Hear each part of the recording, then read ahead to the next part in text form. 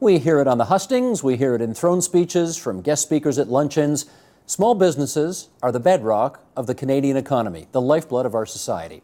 But given the challenges of running a small business in 2013, how do these enterprises prepare for the future? Joining us now to answer that, in Montreal, Quebec, via Skype, Mitch Joel, he's president of Twist Image. And with us here in studio, Dan Kelly, president of the Canadian Federation of Independent Business, the CFIB. Rick Spence, he's a columnist with the National Post. And Sean Wise, he's professor of entrepreneurship at Ryerson University, and it's great to have all you guys on the program this evening. Thanks for coming in. Thank you. Let's just share some of the numbers, which you guys already know, with our viewers as well, to give people an indication of what we're talking about. Because if you look at small business by the numbers, more than 99% of Ontario's businesses are considered small and medium-sized business, that is, fewer than 500 employees. Ontario is home to more than a third of Canada's small and medium-sized employer businesses, and more than half of all Ontarians working for a business are employed by a small and medium enterprise. So there we go. That's some of the flesh on the bone of what we're going to talk about today. And Mitch, I'll start with you in Montreal. Do you think there is a difference between a small business owner and an entrepreneur? What do you think? Well, I think that, initially when you're starting a business, I believe that true entrepreneurs are the person who has a vision for their industry that doesn't yet exist. I think with that, what you see in the evolution of how an entrepreneur goes from small business to large, we have to remember that Mark Zuckerberg and Facebook was a small business at one point, as were others. It's about, are you innovating like that, or are you constantly trying to capitalize on an innovation that you had and minimizing risk and mitigating mistakes? Now, that all being said, one of the things I've learned in my sort of journey being a medium-sized business owner, I guess is where we would fall here at Twist Image, is that there actually are many businesses that thrive and strive to just be small. They don't want to do more than service their local community and do things like that, which was surprising to me as a small, medium-sized business owner. I always sort of had an appetite to conquer the world. So I think that for me, it's about, when you're a small business owner, you're sort of making that decision to stay small. That would be sort of my definition of it. Gotcha. Sean, follow up on that? I don't want to be contentious right off the bat. Be contentious right off the bat. I don't want to be contentious right off the bat, but I totally disagree. I don't think Mark Zuckerberg was ever a small business owner. I think there's a big difference between a startup and a small business. I think there's a big difference between self-employed and an entrepreneur. An entrepreneur is an agent of change, someone who is looking to drive innovation, to take resources from a suboptimal to a more optimal place, moving mail from a 14-day turnaround from Hong Kong to New York to 14 seconds. That's entrepreneurship. That isn't what 99% of our businesses are. 99% of our businesses are small businesses. A startup is not a small business. A startup is not a smaller version of a big business. So we conflate those ideas all the time. All the time. A startup is a temporary organization that is searching for a scalable, sustainable business model. A small version of a big business is a small business. They're not the same thing as startups. That doesn't mean they're not valuable, and it doesn't mean that we shouldn't be looking after them, but we have to have the terms right if we're going to really try to address them appropriately. Mitch, given that he's being contentious right off the top, do you want to be contentious and come back at him on that? Well, yeah, I would just throw back that I know many small business owners who are extremely entrepreneurial. We have we're here with 100+ people. We're extremely entrepreneurial. We are entrepreneurs. We are running the business. We are definitely trying to scale. But I have many contemporaries who have remained 30, 40 people as an agency very similar to ours, that they are still entrepreneurs. They are the entrepreneurs running the business, trying to continue it, trying to sustain it within a certain scale that would fall within that definition of small business. Dan's turn to be contentious. Yeah, well, look, somebody can be entrepreneurial in many walks of life. You can be entrepreneurial in government, for example. Well, that seems like an oxymoron. Do you see much of that? Not as much as we'd like, but I will say one of the qualities about that is true of entrepreneurs and small business people is that element of risk taking, and that is a huge commonality that exists, I think, right across the spectrum. That you're not out there with a guaranteed paycheck. You're somebody there that is as good as your last sale, and you may not be in business if you don't continue to operate. But the piece that I worry about an awful lot is not just those businesses that choose to stay small for their own reasons, but those that have perhaps tried to grow and then are knocked back, and they essentially give up because they have seen so many roadblocks put in their way by by banks, by governments, by all sorts of agencies. And that's the part that, of course, for our 109,000 members at CFIB is the part we spend a lot of time That's what I focusing just on. wanted you to remind us of. Over 100,000 members, and what percentage would be small or medium enterprises? Yeah, so they'd be all of all them. small and medium-sized firms. We do have we don't kick somebody out if you're big, but you have to be independently owned and operated to be a member of CFIB. Gotcha. And how many of those members do you think would self-identify as entrepreneurs? I think they all would. I mean, I think that is another defining characteristic, is that small business owners really do see themselves as entrepreneurs, but their motivations and how they got there is often wildly different. Some of them, of course, have gone because they've had a limited opportunity in paid employment.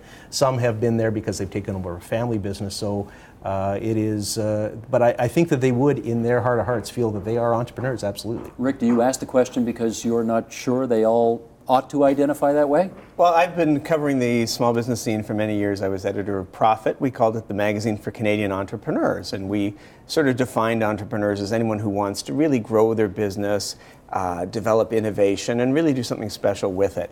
As compared to the sort of lifestyle business owners, which are, it just is enough to keep the family fed and shoes on the feet and food on the table. But in recent years, though, I've gotten much looser about using the word entrepreneur to describe small business, because the new generation of people that I see coming into small business, whether they're involved in the tech industry, which I think has heavily influenced Sean's thinking, or not, they're very much entrepreneurial. They're very much thinking about, how do I make this something special? Not necessarily in terms of growing it, but in terms of making it a business that expresses my identity, my values, my purpose on earth, make it different from other things, and how do I collaborate with other like-minded business owners? And business owners is a clunky word. Entrepreneurs somehow just manage to catch that feeling very well. Gotcha. Mitch, if I were to ask you what the prime challenges of being a small or medium-sized enterprise owner today versus, say, 25 years ago, what's really different today about trying to make a go of it in this world? Well, I think what the challenges are also the opportunities. I mean, the ability for a small, an independent owner to open up a store now, you would sort of look geographically in the past and think like, I can open it on this street with this amount of foot traffic, can now actually open that store up to the world, and they could be running it from their basement. So there are dynamics at play that I think are both the challenges and the opportunity at the same time. So the challenge is, how do you be small and act global, because you can, and it's very cost effective to do so. The opportunities are geographically, how do you take advantage of things like tax credits and R&D and research and development, and just sort of real estate that's now being offered to people who are starting up things locally. So it's funny to sort of think about it in that paradox. Again, I definitely understand what we're talking about, the difference between startups and entrepreneurs. But in my brain, I'm sitting here going, well, Instagram was bought for $1 billion by Facebook. They were 8 people. With very little revenue, that we would have really considered a small business. I wouldn't consider that a small business at all. I would have considered that a startup. What I think is interesting is what Mitch has said, though.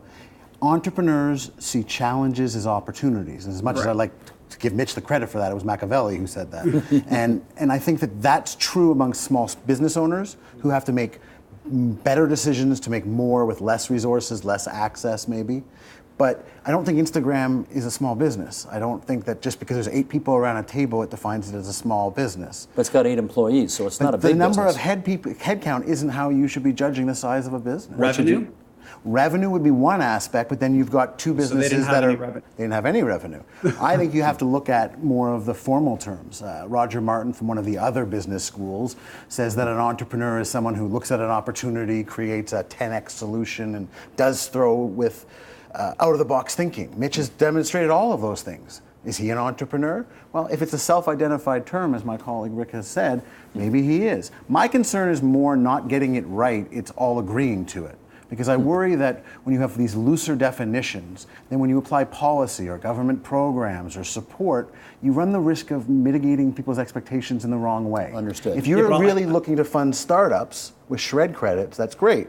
But don't make small business people who own 2 or 3 dry cleaners think that they should be applying. Unless, of course, they can do, as Mitch has suggested, become innovative. But let me tell you, innovation can happen anywhere. I mean, Absolutely. we see all sorts of businesses in traditional sectors, and this is one of the things that just drives me crazy about governments, is they will often want to pick the same winners as every other province, every country will pick the same industries it wants to shower support on as any other country will. And the thing is that traditional industries can have all sorts of innovation. Retailers, restaurants can Absolutely. have tremendous innovation, and often that gets overlooked because we want to fund what is perceived to be the high-tech firm or the clean energy firm or whatever other government catchword don't of fund the entrepreneurship. Fund the underneath part. Very good I point. find that often, it's easy to look at me and go, he's going to be talking about the tech and the startup, but that's actually not what I'm saying. I'm talking about the construct of how we define small, medium-sized businesses in terms of government. Typically, it is size, how many employees you have, it is revenue, it is things like that. So putting aside the desire to call it a startup or an entrepreneur is fine. I've sat on many awards for entrepreneurial type awards where the discourse has been very similar to this. You have a family-run business, it's been run for 50 years, then the kids came in and actually somewhat turned it around, and they want to give them these massive entrepreneurial awards, and we're sitting there going, did they take the risk? Going back to some of the earlier comments, were they really the people who, now, were they entrepreneurial in their endeavor of taking a dying family business and turning it into something? Sure. Absolutely. Yeah. But that idea of I think sitting here and trying to say, so what is an entrepreneur versus what is a small business? We will be diametrically opposed. I do look at something like Instagram and go, here were 8 guys or whatever it was with negative revenue. It would have been considered in any form of shape a small business. In fact, it might not even be considered a business because there was no revenue. There's no revenue yet. Mitch, while you've got the floor, let me get you to follow up on this because this is really your world here. How much do you think the face of small business has changed because of the advent of all the digital technologies out there? Oh, dramatically. When Rick was talking about that lifestyle thing, it is amazing to think that you can create a lifestyle business based off of where you live geographically, based off of how many hours you want to work, and still thrive in terms of revenue. That could be, to a certain degree, undetermined. You used to be very physically limited by where you were geographically and the limitations of that. And so when you think about that propensity, and even talking about the disintermediation of platforms, think about someone who wants to just write an independent novel. We all know the story, right? 50 Shades of Grey was an independent Kindle release before it was picked up by a massive publisher, but it was very successful prior to that. You have a whole bunch of cottage industries. Look no further than Etsy. Look no further the ability for artists to now have a global market to sell their wares versus hoping that the local cafe will take their work on consignment. So we're seeing a complete, look at Kickstarter as a platform by which you can go from prototype to sales without all of the chasm that typically existed between ideation, solid business plan, funding and investment, someone to take a chance on you. These are all engines of technology that have dramatically redesigned our definition of what a small business is. Gotcha. In furtherance of what we're just talking about here, our producer Mary Tawes, over the past few weeks has spoken to a number of people who've done small businesses / entrepreneurial efforts, call them whichever you prefer. And we want to play some tape, some excerpts from those conversations that she had in hopes of having us understand this better. So here's a clip from a guy named Tom Ladner, who owns Ladner Clothiers. They've been around Streetsville, which is, I guess, part of Mississauga. Been around for half a century. So let's play this tape and then we'll come back and chat. Roll tape, please. Streetsville went through tremendous growth period, growing into the city of Mississauga through amalgamation in 1974 with the other villages of Port Credit and Clarkson.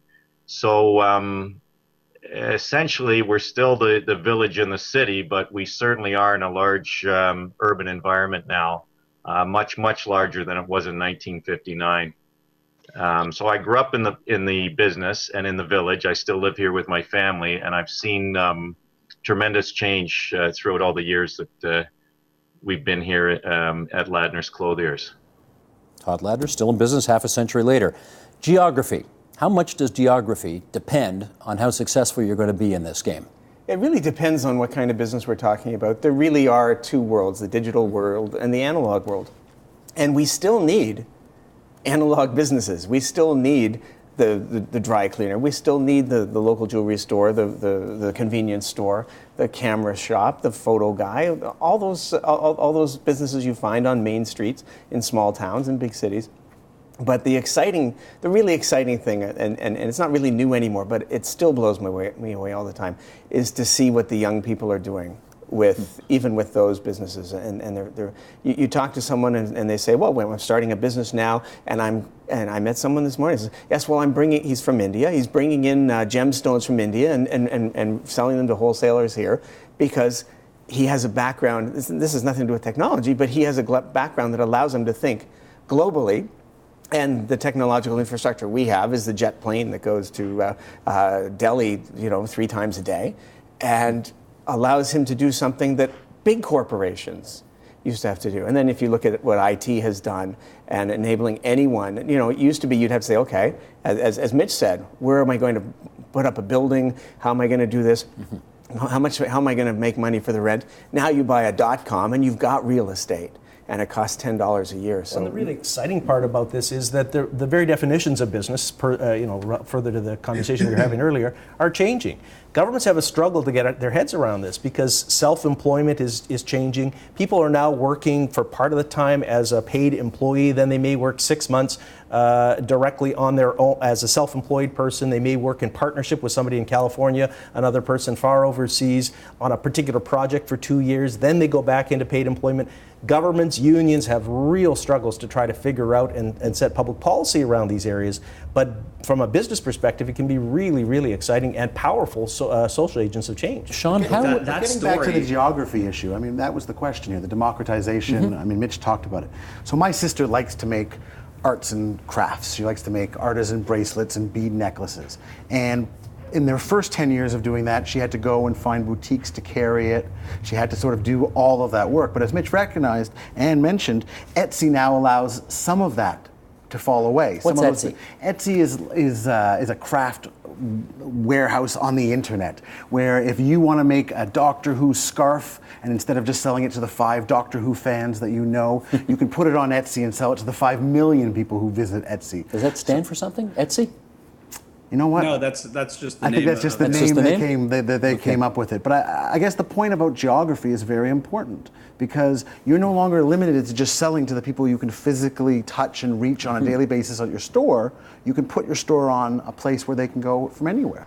Mitch, let me follow up with you on that because one wonders whether nowadays you can run a business without being very actively engaged on social media or in digital media, or whether it's imperative, if you want to run a small and medium enterprise to its best possible extension nowadays, do you have to be involved in that world?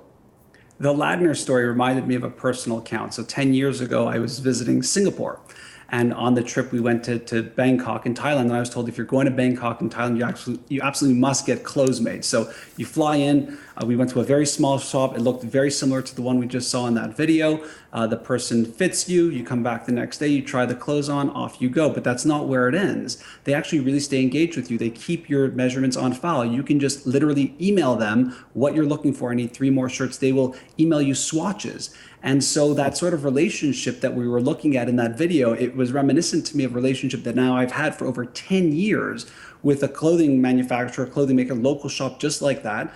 But they're located in Bangkok, Thailand. Happy to ship it internationally. It comes perfectly wrapped. Everything's perfect. The relationship has been absolutely as amazing as me going down to the local clothier and picking up the bundle. So I just look at it and say, depending on what you're trying to do as an operation, there's a tremendous amount of people out there in the world looking for solutions, products, services, whatever it might be. And the opportunity for you to sell that in time in which you're sort of waiting for someone to open up those physical doors could be time wasted when you could be generating revenue if that's the type of business you want to operate. Rick, does it really feel the same? I'm going to just push back on that a little bit just for the heck of it here. Going into the clothier in Streetsville, who's been at that location for all of that decades, walking into the store, shaking his hand, you can have the same feeling and relationship with somebody half a world away who you're just going to email your coordinates to. I think you can have an equivalent relationship, not the same one. You may not have the physical, you may not have you don't have the handshake, you don't have the greeting, but you may have something else that's better, such as the fact that they have everything that they need to know about you on file. Or the shirt is from Bangkok and it's $20. Yeah. Here it's $200. Well, you don't have to leave the house, I guess. But that shows why it's really important that businesses, small or medium, be the best they can be at what they do. And we haven't really talked about that. But for a long time, if you were the local purveyor of something, if you were the only one in your town or in your neighborhood, then you pretty much had a lock on the business. But people now have been exposed to so many more opportunities, so many more niches, so many specialists, that everyone has to up their game or they're just not going to be able to compete. Because if you don't have that personality, then you can't compete with someone who's got a better price. Yeah, and all of this is related to what the customer ultimately wants. For every one customer that wants to order their shirts from Bangkok online, there are a load of other customers that still are not there or may never get there. And so as a business owner, you have to try to be relevant to as many possible customers as you can, or focus on a niche and do that extremely well. Can I ask you about myth versus reality, though? We Sure. talked about this, we alluded to it off the top of the discussion here. We hear politicians, and I think you folks say all the time, we are the lifeblood of the economy, small business is the backbone of every... Is that really true? You know, for every politician that says that, I can show you the next day an announcement that goes exactly counter to what they've said the minute before. And so that we are tired of hearing those platitudes without substance behind it. Politicians, of course, are courting all sorts of demographics, and small businesses seem to really be on the rise as a flavor. I mean, if you look at the federal Tories, they put a huge focus on small business. Christy Clark's government in British Columbia, the same way. But is it true? Are you guys, in fact, the backbone and the lifeblood of every local economy? There is all sorts of research that shows that up until recently, a huge amount of job creation has happened as a result of small and medium-sized firms. There's been some recent shakiness in some of the evidence, but I will say that during the recession, this is where small businesses really proved their mettle. During the recession, large companies shed about 10% of their total employment, small firms about 1 or 2% of their employment. So small firms are often slower to hire that new person, but they're a lot slower to hire because they employ friends and family, and so they do serve as a real backbone to the economy on all sorts of levels. Do you think There's that's... also Yeah, go ahead, Mitch. There's also a much bigger sort of thing here that is sort of the 800-pound elephant in the room, which is that through the power of automation and what we're seeing and the scope of things, and if you level that against some of the biggest organizations that we see on the sort of top 100 brands of the world, and you see what their sales force is like compared to their revenues versus companies before them who came before the automation, before the internet, what you're also seeing is a real problem coming to fruition, which is the fact that we're looking at small, medium, and big scale businesses, and these big businesses are actually hiring fewer and fewer employees, which create a very different demographic for us to sort of look at when we're talking about what is a small, medium-sized business. Gotcha. I think it's really important also that small business isn't just about Main Street. It's not just about retail and consumer services.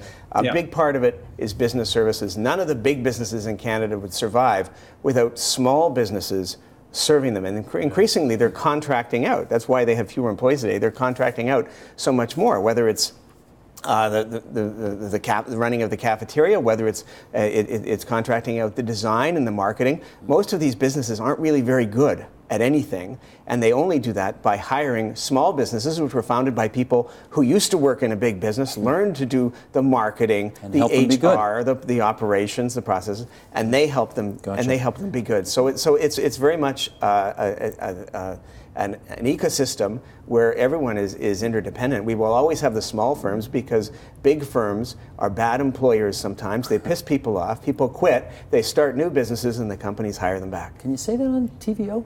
I'm not sure, but I am a subscriber, and I endorse that. Okay.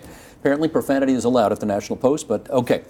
Let's do another clip here. Here's Mark Argo, who is a Toronto-based designer, got his project off the ground using, we talked about digital assistance, digital economy, Kickstarter. This is a new thing that is a lifeblood, talk about a lifeblood of a lot of businesses. Let's roll this clip, please. You know, the thing that I love, really love about Kickstarter is that the people who are your supporters are also people who are going to enjoy in the product. And I feel like it sets up a really special relationship between the backers and the fabricator or the designer or the producer of whatever the Kickstarter project is. Sean, Kickstarter. First of all, tell us in 20 seconds what it is and how it's changed the economy. So Kickstarter is a crowdfunding platform which allows individuals to contribute to projects. A project might be, I want a watch that's going to work with my iPhone. So normally you would design it, you might have prototypes, you might have testing, and then even before you could make one, you'd have to invest so much money. only to find out 2 or 3 years later that no one wanted what you were building. Kickstarter allows people to show their prototypes, show their concepts, and gather a fan base that will not only support them in the development of the product, but support them monetarily. I will buy that watch, which in 3 years will go on sale for $300, by making a contribution of $100 today. I have to wait for the watch to be made, but some groups have gone out to look for hundreds of thousands of dollars and ended up with tens of millions of dollars. That can be a double-edged sword when your orders far exceed your capacity. But Kickstarter is part of this whole democratization through technology. Whereas before you might go to a VC or a venture capitalist to get a large chunk of money to develop a product behind closed doors that you hope will sell, now you can get right into your customers. You can get right direct feedback. And so you get not just proof of concept. Does someone want a watch that connects to your iPhone? Yes, here's 100,000 people who all contributed money to that project, but you also then have 100,000 people you can ask questions of. If I made the watch blue, would that matter? If the watch was cheaper, would that matter? What are the minimum viable features that you must have to make this watch? So Kickstarter is really allowing people to take their ideas to reality by lowering some of the risk or offsetting some of the risks from the maker of the product to the community that will benefit from the product. The internet has created new communities, and the crowdfunding platforms let us monetize those communities really for the first time. Whether you're a painter, whether you want to write a book, anyone can put their projects on and get that kind of feedback, and it's unbelievable because most small businesses have always been niche businesses, whether it was I just serve the town of Stouffville, or whether I serve the east end of Scarborough, or whether I just serve a certain ethnic community, or people who like to read mystery novels. But now we can contact that niche all around the world. We're seeing more and more companies that are using these crowdfunding platforms that never traditionally got any kind of venture capital funding. It's very easy to overstate how important venture capital has been because 99.8% of Canadian companies will never qualify for it. But anyone can go up on, almost anyone can go up and put their projects out there and get that kind of feedback and raise some money. Almost anyone can, but Mitch, I want to find out whether people actually do this. How much has this penetrated the economy? So this has been a pretty dramatic thing. You know, one thing we should say, of all the projects that were put in Kickstarter last year, I believe the data said that over 65% of them had met their goal. And again, the goal is self-established by the entrepreneur, so that's pretty staggering. To put it into context too, Kickstarter is typically used in the creative space. And I know that last year, more businesses were funded in the creative space through Kickstarter than money that was allocated from the National Endowment for the Arts. So you can sort of imagine what scale we're talking about. And I think that idea of risk is really important here. To me, it's the chasm. It's the chasm of ideation to execution. It's the chasm of flying down to Bentonville and hoping that a buyer in a closed room will take a chance on you once you've already mortgaged the house. All of that goes away in a world where you can create a short YouTube-like video, post it up there, and see if there's actually a market for it. And I think the next part of it really speaks to the spirit of a small, medium-sized business, which is the ability for the proprietor to have a very profound direct relationship, as you were hearing earlier, choose our watch sizes, our colors, our minimal viable options that they could never really have before in that dramatic of a way. And that's a profound shift, again, in how we define what a business is. I love platforms like that, and I love how they reach out to niches that were traditionally very hard to serve, like creative industries. But I do want to put a little bit of reason into this in the respect that I don't see this being, or these kinds of platforms being widespread and affecting the local dry cleaner and the plumbing supply repair business. I struggle to see how those businesses are going to benefit from this. But adding a source of funding to a group that is particularly hard to serve is terrific. And the more people we have competing for in that space is the better from my perspective. Let me just ask Mary Tawes, our producer, for a second. Mary, I think we got time left for either Mark or Chris. Which one do you want to do? Let's do Mark. Chris, I'm sorry, but you're online. Go to our website. You'll see your clip. Here's Mark Rodford. He's the owner of a restaurant called Ox. This is in Guelph, Ontario, and he explained how he covered his startup costs, which, as we know, is a thing. Roll tape, please. We called them Prepaid Ox Cards, and what happens is you put $500 in, and over 2 years we give you $750 back on your initial input. We give you $150 when the program starts, and then $25 a month for 24 months. So what it allows us to do is get work with some startup capital off the top. And for people who are feeling strongly about supporting the organization, they have the opportunity to kind of spend money in advance that they were going to spend anyway. The byproduct for them is they get 50% back on their prepaid Ox card because they paid in advance, and we get the use of their $500 to help us with all our startup costs. I mean, Mark is doing Kickstarter without Kickstarter. Right. Does He's this doing work, Groupon. though? It can, because not only do you get your customers' money up front, but you also get their goodwill. If you've got $500 on account, you're going to make sure you're going back to that restaurant time and time again until you at least break even on the investment. Just like on the Kickstarter, you're going to put in enough to make sure the product gets made to meet your desire. Maybe you don't need 10 watches, maybe only one. Maybe you need 10 Ox cards, not just one. And I think the fun thing here is that the internet has been a catalyst for tremendous change. Some of that change is happening offline because we can all think of ways to do things better. Certainly we've seen a huge expansion of loyalty programs, both the couple big brand name ones and individual stores, loyalty programs aided by technology, but not really dependent on it. And it's all part of the way that we're all trying to produce more value for others. And that's the exciting thing. So those old lifestyle businesses where a company was founded 20 years ago and has never really changed, we're seeing that we're seeing that sort of fade away because the new customers today, the young people growing up, they consume media differently from the way us older folks do. They shop very differently, and they have Us very older different folks? How old are you? expectations. How old are you to say us older folks? But speak for yourself. Yeah, no kidding. Mitch, I got a minute left here. Let me give it to you. How prepared do you think small? I mean, we've been talking about some sort of brave new world, very futuristic stuff on the program for many small and medium-sized enterprises. How much of this brave new world do you think they can really tap into and make work for them as you look ahead at the economy? I think if you are a large business, you are in big trouble. And I think that to the victors go the spoils. And in this case, that is absolutely the victor can be the small business in this. This technology is agile, it's fast, it's very simple. I like to say it's almost invisible and thin because of the way you can even purchase it and use it.